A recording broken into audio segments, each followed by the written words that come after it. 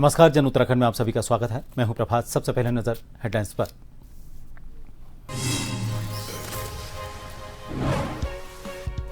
PM ने किया पुनर्विकसित Harrawala railway station राष्ट्र को समर्पित, वीसी के जरिए दी सौगात। देहरादून में आयोजित कार्यक्रम में सीएम धामी और राज्यपाल रहे मौजूद।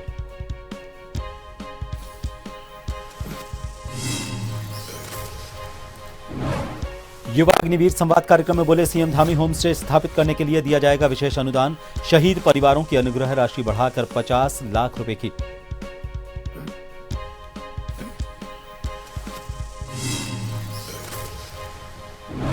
राहुल गांधी का उत्तराखंड दौरा। देहरादून में छात्रों की गूंज कार्यक्रम में शिरकत कर किया संवाद। बड़ी संख्या में पहुंचे थे विद्यार्थी।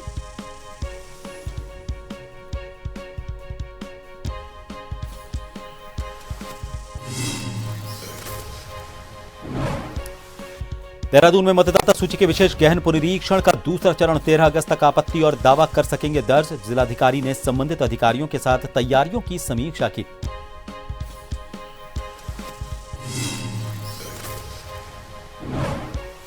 और सरकार जनता के द्वार कार्यक्रम को लेकर बोले भाजपा नेता, आम जनता तक सरकारी योजनाओं का लाभ पहुंचाने में हो रहा प्रभावी साबित। विभिन्न योजनाओं का पात्रों को सीधे मिल रहा लाभ।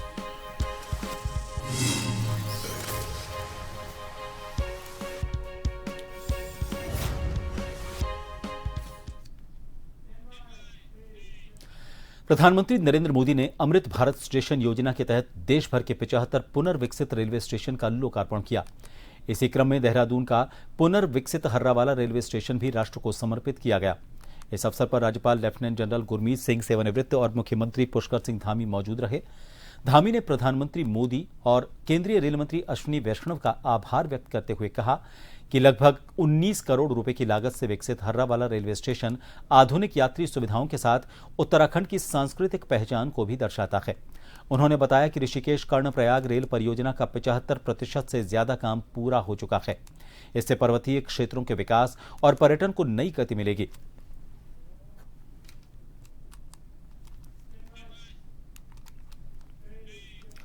मुख्यमंत्री पुष्कर सिंह धामी ने youth foundation training area Kuanwala Dehradun में यूथ फाउंडेशन द्वारा आयोजित युवा अग्निवीर संवाद कार्यक्रम में हिस्सा लिया। इस अवसर पर मुख्यमंत्री ने घोषणा की कि पर्यटन विभाग की होम स्टे योजना के अंतर्गत पूर्व सैनिकों और अग्निवीरों को होम स्टे स्थापित करने के लिए विशेष अनुदान दिया जाएगा। सीमावर्ती गांवों में स्थानीय निवासियों, पूर्व सैनिकों और अग्निवीरों को स्वरोजगार से संबंधित अवस्थापना सुविधाएं विकसित करने के लिए विशेष अनुदान स्वीकृत किया जाएगा। सेवा मुक्त होकर लौटने वाले अग्निवीरों को राज्य सरकार की विभिन्न योजनाओं का लाभ दिलाने के लिए एक समर्पित सेल की स्थापना की जाएगी। मुख्यमंत्री पुष्कर सिंह धामी ने कहा कि शहीदी परिवारों की अनुग्रह राशि 10 लाख रुपए से बढ़ाकर 50 लाख रुपए की गई है।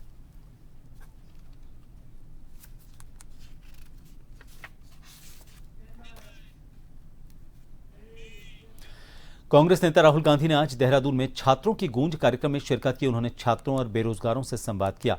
बन्नू कॉलेज ग्राउंड में राहुल गांधी ने कहा कि पेपर लीक अब आम बात हो गई है। 7.5 करोड़ छात्र प्रभावित हुए हैं। 152 मामले दर्ज हुए, लेकिन किसी को सजा नहीं हुई।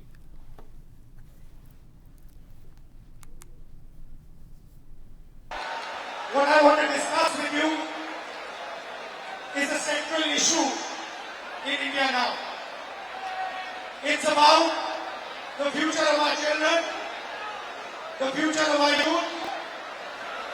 It's about our education system, and in particular, it's about our examination system, a system that all of you, every single one of you, has to go through. This is not a political meeting. This is a meeting that is about the youth of India, their future, their struggle, and the difficulties which they face. Lok Sabha में नेता प्रतिपक्ष राहुल गांधी के उत्तराखंड दौरे को लेकर CMI चौक पर भाजपा महिला मोर्चा ने विरोध प्रदर्शन किया। प्रदर्शन में प्रदेश भर से महिला मोर्चा की कार्यकर्ता, स्वयं सहायता समूह की महिलाएं और बड़ी संख्या में लोग शामिल हुए।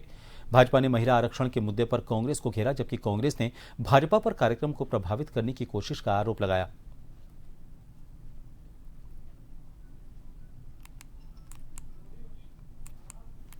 हम लोग जो विरोध प्रदर्शन कर रहे हैं वो इसलिए कर रहे हैं कि राहुल गांधी जी ने अपनी असंवेदना जाहिर करते हुए, जिस समय हम बहनों के जो सपना था 33% आरक्षण का, जो हम दशकों से इस सपने को देख रहे थे और बहनों को लग रहा था अब ये पूरा होने वाला है, उसके विरोध में उन्होंने बिल गिराया है। तो उत्तराखंड की महिलाओं ने इसके लिए माफी नहीं देगी, हम उनका साथ नहीं देंगे। मैं अपनी भारतीय जनता पार्टी की महिला मोर्चा की बात नहीं कर रही हूँ, मैं आम बहनों की बात भी कर रही हूँ जो आज हमारे साथ विरोध प्रदर्शन में थी, जो एसएचजी की बहनें थी। वो सभी कहती हैं कि भारतीय जनता पार्टी की सरकार ने उन्हें सशक्त बनाने में मदद करी है, और आगे आने के लिए जो एक ये बिल आने वाला था उसके लिए हम विरोध कर रहे हैं। इसलिए हम विरोध कर रहे हैं कि वो उत्तराखंड आ रहे हैं, तो उन्हें उत्तराखंड आने के लिए हम उनका पुरजोर विरोध करना चाहते हैं। उनको ये कहना चाहते हैं कि यहाँ की बहन आपके साथ नहीं है। कितने दुख की बात है कि नेता प्रतिपक्ष कौन होता यही नहीं पता भारतीय जनता पार्टी को। और भारतीय जनता पार्टी की महिलाओं से तो मैं बार बार अंकिता भंडारी के वीआईपी के बारे में पूछती हूँ, इसका जवाब इनके पास नहीं है। जो कार्यक्रम परेड ग्राउंड में मुख्यमंत्री की पत्नी का हुआ था, उसके विरोध में क्या इन्होंने आवाज उठाई थी?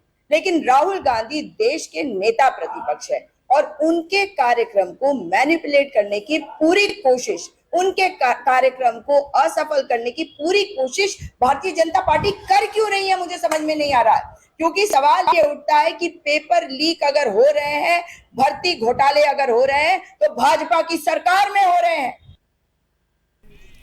रामनगर में शुक्रवार दोपहर एक निजी स्कूल बस की चपेट में आने से 41 वर्षीय ग्रामीण की मौके पर ही मौत हो गई। यह हादसा तब हुआ जब ग्रामीण दवाई लेकर घर लौट रहा था। पुलिस ने बस चालक को हिरासत में ले लिया है।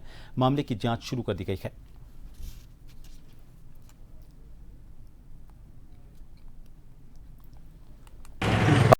ये एक्सीडेंट हुआ है, वो अपना हिम्मतपुर ब्लॉक में एक्सीडेंट हुआ है। वहाँ पे ये अपना दवाई लेने के लिए जा रखे थे, तो दवाई लेके आके जैसे ही वापस आए थे तो वैसे ही स्कूल की बस इनको टक्कर मार के आगे ड्राइवर साइड से इन्होंने एक्सीडेंट किया, और वैसे ही इनको पीछे की साइड से, दोनों साइड से अपना अगली साइड से भी और गाड़ी की पिछली साइड से भी अपना टायर चला के गाड़ी पे चले गए। और उसके बाद डेड बॉडी की डेथ होने के बाद भी इन्होंने ये नहीं देखा कि हाँ कि बॉडी में कुछ परसेंट बचने का है या नहीं है, उसका बॉडी का केयर कुछ नहीं किया। मालिक वहीं रहता है, ना मालिक भी वहीं पे रहते हैं, ना मालिक बस के मालिक ने इनका कोई केयर किया, ना स्कूल की तरफ से, ना ग्रेट मिशन स्कूल की तरफ से कि कोई यह है कि हाँ वो डेड बॉडी के प्रति जो भी कोई सम्मान होता है, ऐसा कुछ दिखाई देने में नहीं मिला। बड़ी क्रूरता के साथ, तेजी और रफ्तार के साथ ये बस इनको कुचल के चली गई। क्या नाम था उनका? उनका नाम था हरकेश सिंह सैनी, सन ऑफ श्री प्रताप सिंह सैनी, ग्राम नई बस्ती लालडांग। क्या लगते हैं आपके? ये मेरे चाचा के लड़के लगते हैं। इनकी उम्र 41 ईयर्स है। कौन से स्कूल की बस थी ये? एसएसपी देहरादून के निर्देश पर चलाए जा रहे ऑपरेशन प्रहार के तहत प्रेमनगर पुलिस ने एक हाई प्रोफाइल जुआ अड्डे का भंडाफोड़ किया। त्यागी मार्केट स्थित एक निजी मकान में छापा मारकर ताश के पत्तों से जुआ खेल रहे और ऑनलाइन गेमिंग के जरिए सट्टा लगा रहे 5 लोगों को गिरफ्तार किया गया। मौके से 55,690 रुपए नकद, 7 मोबाइल फोन और 89 ताश के पत्ते बरामद हुए हैं।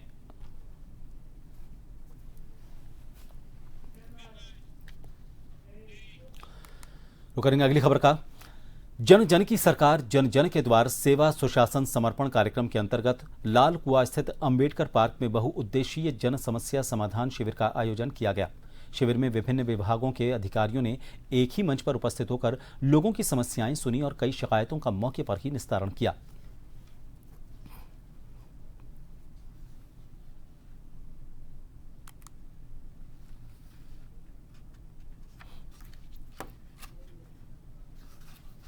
कई लोगों से हमने टेलीफोन पर बात करी, दूरभाष पर मैंने भी करी, माननीय विधायक जी ने भी करी।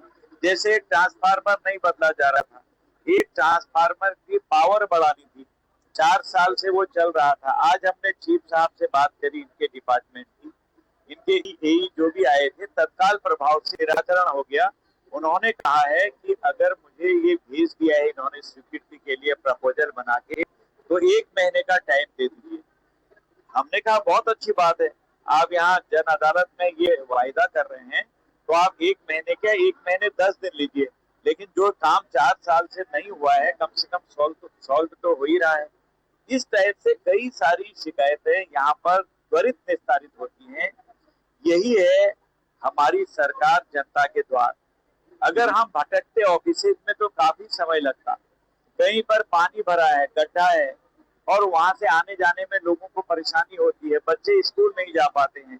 पहले हो जाना चाहिए था, लेकिन आज ऐसे निर्देश गए और उन्होंने भी कहा है इसको हम यथाशीघ्र 1 हफ्ते में ठीक कर देंगे। माननीय मुख्यमंत्री आदरणीय पुष्कर सिंह धामी जी की पहल से अब लोगों को अपने सारे कार्य, छोटे छोटे कार्य, राशन कार्ड का है, बिजली का बिल है, पानी का बिल है, आयुष्मान कार्ड है, श्रम कार्ड है, इन सब के लिए अलग अलग दफ्तरों के चक्कर नहीं लगाने। इन कैंपों के माध्यम से उनके सारे कार्यों का एक ही छत के नीचे एक ही स्थान पर निस्तारण हो रहा है। आज भी यहाँ पर कई विभागों से संबंधित समस्याएं आई। हालांकि स्थानीय लोगों का कुछ तरह का भी कहना है कि कैंप का व्यापक प्रचार प्रसार नहीं हुआ, तो इसकी वजह से भी लोगों में कुछ लोग यहाँ पर लोगों का कहना था कि सूचना हमें नहीं मिल पाई, तो शायद अधिक लोग लाभार्थी होते। मैंने स्पष्ट निर्देश दिए कि भविष्य में जब भी कैंप लगे उसका व्यापक प्रचार प्रसार किया जाए। काशीपुर में शिक्षा अधिकारी धीरेन्द्र कुमार शाह ने क्षेत्र के सरकारी विद्यालयों का औचक निरीक्षण किया और साथ ही शैक्षणिक और आधारभूत व्यवस्थाओं का जायजा लिया। इस दौरान उन्होंने विद्यालयों में मिड डे मील की गुणवत्ता, साफ सफाई और अन्य व्यवस्थाओं को बेहतर बनाए रखने के निर्देश दिए। निरीक्षण के दौरान बीईओ ने राजकीय प्राथमिक विद्यालय मजरा, राजकीय प्राथमिक विद्यालय धीमरखेड़ा, राजकीय उच्च प्राथमिक विद्यालय धीमरखेड़ा नवीन और राजकीय इंटर कॉलेज जोशी मजरा का भ्रमण किया।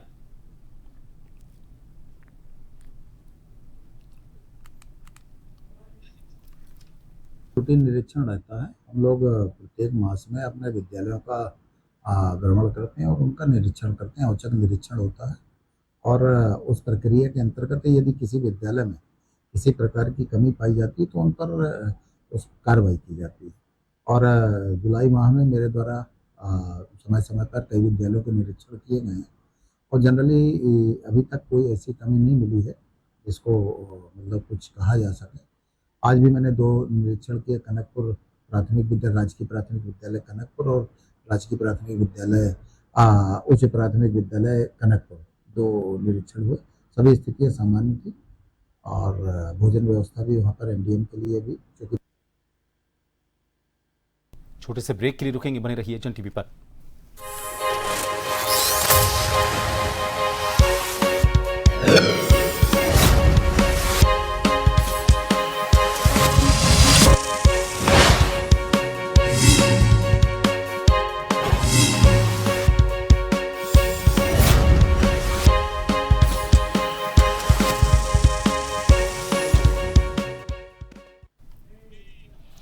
ब्रेक के बाद एक बार फिर आप सभी का स्वागत है। नगरपालिका द्वारा नैनीताल के लेक ब्रिज तल्लीताल पर बाहरी दोपहिया वाहनों से 100 रुपए का प्रवेश टैक्स पर्यावरण शुल्क वसूलने के नए फैसले पर भारी विवाद हुआ है।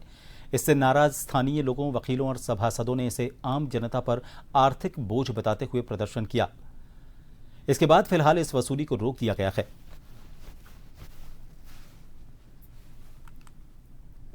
तो 14 मांगे थी जो माननीय नगरपालिका सभासदों की थी, लेकिन जहां तक मेरा सवाल आपके बीच में यहाँ पर उपस्थित होने का, क्योंकि सोशल मीडिया के माध्यम से और विभिन्न संगठनों के माध्यम से ये बातें पतली हैं कि इस तरीके से हुआ है, तो मेरे यहाँ पे ये कहना है कि जिस दिन माननीय सभासद हमारे धरने पे बैठे हुए थे, क्योंकि सबको लगा कि मैं इस धरने पे नहीं हूँ, लेकिन ये जो मध्यस्थता कराई गई नगरपालिका प्रशासन और माननीय सभासदों के कहने पे मैं यहाँ पे रात को 3 या 4 घंटे यहाँ पर उपस्थित था और सारी चीजों पे जो हमने विभिन्न नगरपालिका अधिनियमों का अध्ययन किया, जो विभिन्न धाराओं का हमने अध्ययन किया, तो हमें लगा कि कहीं ना कहीं नगरपालिका से चूक हुई है, तो इसको सुधारा जाए।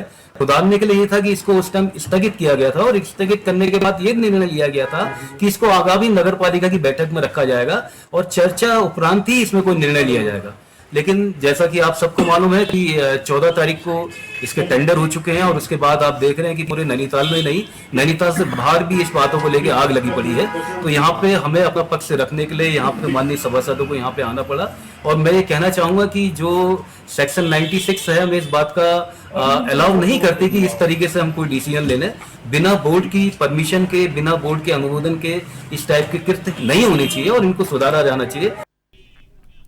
नैनीताल में नगरपालिका द्वारा दोपहिया वाहनों पर 100 रुपए टोल शुल्क वसूले जाने के विरोध में शुक्रवार को भारतीय जनता पार्टी नैनीताल मंडल ने जोरदार प्रदर्शन किया। पंत पार्क मल्लीताल में हुए इस प्रदर्शन के दौरान पालिका अध्यक्ष का पुतला भी फूंका गया। भाजपा कार्यकर्ताओं, व्यापारियों, अधिवक्ताओं और स्थानीय नागरिकों ने इस निर्णय को जनविरोधी बताते हुए इसे तत्काल वापस लेने की मांग की।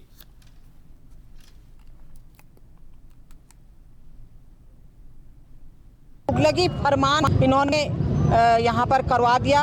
अब जिसने 24 करोड़ में इन्होंने उसको दिया है, क्या कारण रहा, क्या रहा और किस कारण से उसको दिया, क्योंकि हमको तो ये बताया गया है कि उसमें उन्होंने पैसे भी दिए गए हैं और इसलिए से 24 करोड़ का ये जो ठेका हुआ है वो मनमानी कर रहा है। बोर्ड इसीलिए चुना जाता है कि हमारे सभासद में उनकी भी रजामंदी होती है और बोर्ड में सारे प्रस्ताव पास होते हैं। मैं नगर पालिका अध्यक्ष थी, एक एक बात हम लोग नगर पालिका बोर्ड में करते थे, तब बाहर हम लोग उन प्रस्तावों की चर्चा करते थे। लेकिन ये बोर्ड ऐसी हो रही है कि बिना सभासदों के अपने आप ये कर दे रही है, जिसकी मैं घोर निंदा करती हूँ और ये उसको वापस ले कि हमारे किसी से भी टैक्स वसूला नहीं जाएगा। जांच की मांग है इन सारी चीजों। जी बिल्कुल, कल हमारे कुछ सभासद कमिश्नर साहब को भी ज्ञापन दे के आए थे, उसमें उन्होंने मांग करी, टेंडर की भी निरस्त की मांग करी और इसकी सीबीआई जांच की मांग करी। मैं भी यही मांग करती हूँ कि उसमें एक जांच समिति बैठे और उसमें जांच हो और बोर्ड में पास आकर तब ये टेंडर हो। शासन के द्वारा लोहाघाट उप जिला चिकित्सालय से 4 विशेषज्ञ चिकित्सकों सहित 8 चिकित्सकों का तबादला किए जाने से भड़की लोहाघाट विकास संघर्ष समिति ने आज समिति अध्यक्ष विपिन गोरखा के नेतृत्व में लोहाघाट उप जिला चिकित्सालय में प्रदर्शन कर नारेबाजी की। समिति अध्यक्ष विपिन गोरखा और समिति सदस्यों ने चेतावनी दी। उन्होंने कहा कि अगर 1 हफ्ते के भीतर चिकित्सकों का तबादला नहीं रोका गया तो लोहाघाट विकास संघर्ष समिति लोहाघाट उप जिला चिकित्सालय में तालाबंदी कर देगी। वन विभाग लोहाघाट के द्वारा ग्रामीणों की सूचना पर की गई तत्काल कार्रवाई के चलते एक दुर्लभ प्रजाति के घायल बाज की जान बच गई। लोहाघाट के कोलीढेक क्षेत्र में एक घायल बाज ग्रामीणों को नजर आया। ग्रामीणों के द्वारा इसकी सूचना तत्काल वन विभाग को दी गई। सूचना पर लोहाघाट रेंजर रमेश चंद्र जोशी ने वन कर्मियों को तत्काल घायल बाज के उपचार के निर्देश दिए। रेंजर लोहाघाट के निर्देश पर वन बीट अधिकारी हिमांशु ढेक और रोहित मेहता मौके पर पहुंचे। उन्होंने घायल बाज का रेस्क्यू कर लोहाघाट के पशु चिकित्सालय लाया, जहां पर पशु चिकित्सक डॉक्टर जेपी यादव और पशु चिकित्सक डॉक्टर जनक चंद के द्वारा घायल बाज का इलाज किया गया।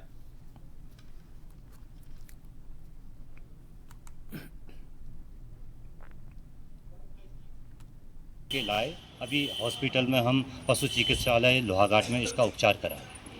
ये डॉक्टर साहब ने बताया कि इसका थोड़ा जो ट्रीटमेंट है उन्होंने अपनी ओर से दे दिया है, ये बच जाएगा, 100% सेफ रहेगा। कोई भी घायल पशु पक्षी होते हैं तो वन विभाग को तुरंत सूचित करें। उसके हल्का लगा हुआ है, अगर 3-4 दिन इसको अपने अंडर ऑब्जर्वेशन में रखेंगे, हमने इंजेक्शन लगा दिया है, 3-4 दिन हल्का अंडर ऑब्जर्वेशन में रखेंगे तो फिर ये ठीक ठाक हो जाएगा, कोई ज़्यादा दिक्कत नहीं है इसमें, होने लगेगा। चोट इसके पंख में लगी है, उसके पैरों में है, पंख में कोई ज़्यादा ट्रॉमा नहीं है और खाली पैरों में लगा है, उसके बाद थोड़ा सा एनर्जी नहीं है, उसकी वजह से नहीं हो पा रहा है। इसको इंजेक्शन लगा दिया हमने। फिलहाल के लिए हमने बता रखा है कि 3 दिन अपने उसमें वहीं पे रखेंगे और उसे खाना वाना सही से खिलाएंगे और मैं टैबलेट। शासन के द्वारा लोहाघाट उप जिला चिकित्सालय से 4 विशेषज्ञ चिकित्सकों सहित 8 चिकित्सकों का तबादला किए जाने से भड़की लोहाघाट विकास संघर्ष समिति ने आज समिति अध्यक्ष विपिन गोरखा के नेतृत्व में लोहाघाट उप जिला चिकित्सालय में प्रदर्शन कर नारेबाजी की। समिति अध्यक्ष विपिन गोरखा और समिति सदस्यों ने चेतावनी देते हुए कहा कि अगर 1 हफ्ते के भीतर चिकित्सकों का तबादला नहीं रोका गया तो लोहाघाट विकास संघर्ष समिति लोहाघाट उप जिला चिकित्सालय में तालाबंदी कर देगी। 3 दिनों से लगातार हम लोग लोहाघाट विकास संघर्ष समिति यहाँ पे धरने में बैठी है और हमें लगता नहीं है कि अभी भी शासन प्रशासन के जो है कानों में जू तक रहेंगी है। आज जो है पूरे की पूरे अस्पताल पूरा का पूरा खाली होने के स्थिति परिस्थिति में है, क्योंकि हमें ज्ञात हुआ है कि कल शनिवार को सभी डॉक्टर यहाँ से जो विशेषज्ञ डॉक्टर जिनको यहाँ से रिलीफ होने वाले हैं, यहाँ से जाने वाले हैं। इसी को देखते हुए आज लोहाघाट विकास संघर्ष समिति ने निर्णय लिया है कि हम स्वास्थ्य मंत्री और मुख्यमंत्री का यहाँ पे पुतला फूकेंगे। 4 दिनों से हमारा यहाँ पर धरना प्रदर्शन चल रहा है डॉक्टरों के तबादले निरस्त करने के लिए, लेकिन हमारी आवाज़ नहीं सुनी जा रही है। जनता में काफ़ी रोष है, नाराजगी है। लोग दूर दराज से आते हैं, 40-50 किलोमीटर चल के टिकट देते हैं, भाड़ा देते हैं। महंगाई का ज़माना है, घर बैठे सुविधा मिल रही है, लेकिन हमारी आवाज़ नहीं सुनी जा रही है। हम जनता की आवाज़ को दबने नहीं देंगे और ये लड़ाई हम लड़ते रहेंगे। शुक्रवार तक अगर ये तबादला नहीं रोकी जाए तो इस अस्पताल में तालाबंदी कर दी जाएगी, क्योंकि बिना डॉक्टर के अस्पताल का कोई महत्व नहीं है। और उसके बाद जनता को साथ लेकर अगली रणनीति के तहत पूरा आंदोलन किया जाएगा, क्योंकि किसी भी कीमत पे हम काशीपुर में उत्तराखंड की ऐतिहासिक और पुरातात्विक विरासत को नई पहचान दिलाने की दिशा में काशीपुर के गोविशाण टिले पर एक महत्वपूर्ण पहल शुरू हुई है। विधिवत पूजा अर्चना के साथ वैज्ञानिक उत्खनन कार्य का शुभारंभ किया गया। विशेषज्ञों का मानना है कि यह अभियान केवल मिट्टी की खुदाई नहीं बल्कि सदियों से धरती के गर्भ में दबी उस ऐतिहासिक विरासत को सामने लाने का प्रयास है जिसने कभी काशीपुर को उत्तर भारत के प्रमुख धार्मिक, सांस्कृतिक और व्यापारिक नगरों में स्थापित किया था।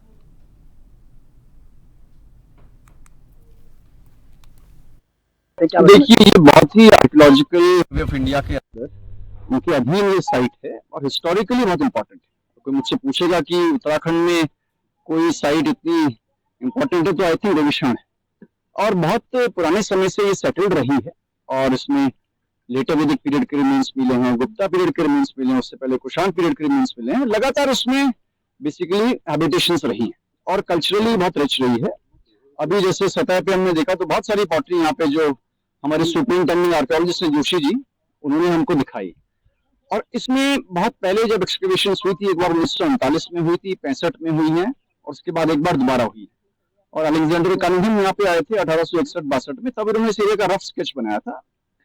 और कुल मिला के ये कह सकते हैं कि बहुत इंपॉर्टेंट साइट है। 95 एकड़ में फैली हुई है एएसआई के जो अंदर है। इस पे अब एएसआई ने इसकी इंपॉर्टेंस को देखते हुए दोबारा आपके जो डीजी साहब हैं रावत जी, उन्होंने यहाँ पे डिसाइड किया कि दोबारा हमें एक्सकवेशंस करने चाहिए, क्योंकि छोटे सेक्शन में सिर्फ एक्सकवेशंस हुए।